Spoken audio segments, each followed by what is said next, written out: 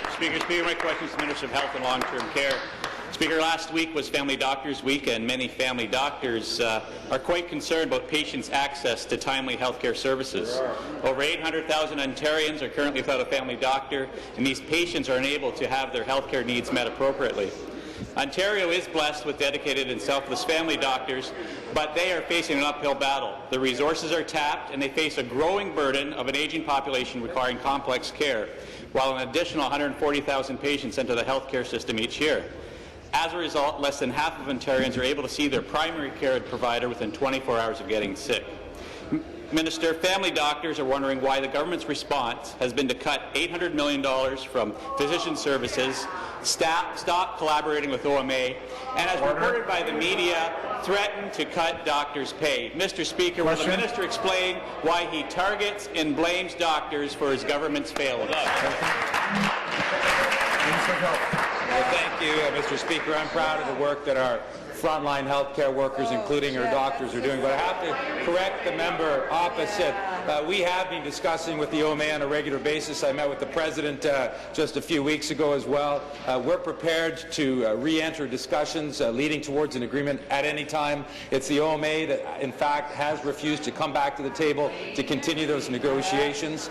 But I remain optimistic. I remain optimistic, Mr. Speaker, because the OMA did agree to co-establish with us a table that looks at the future of physician services in this province, Mr. Speaker, to look at issues of compensation, to look at human resource issues, to look at issues, important issues like what Health Quality Ontario released in the report last week in terms of wait times for Ontarians. The sorts of issues which will give confidence to our physicians that we are working together in partnership for a sustainable healthcare system. Thank you. Supplementary. Thank you, Mr. Speaker. Speaker, back to the Minister. Minister, the relationship between doctors and the government is at an all-time low. This government has twice imposed fee reductions and limited options for practicing family doctors. Patients are the ones who are suffering.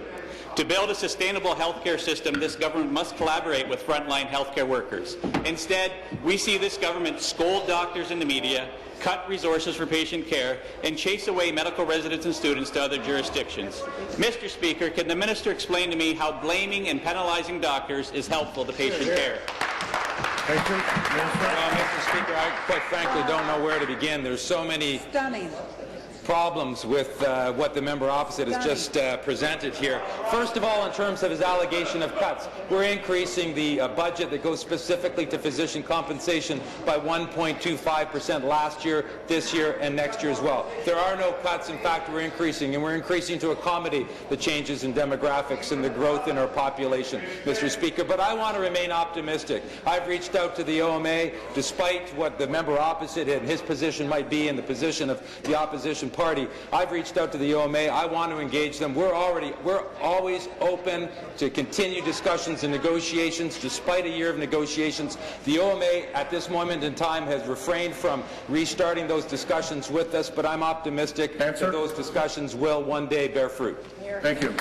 Your question, member from Oslo.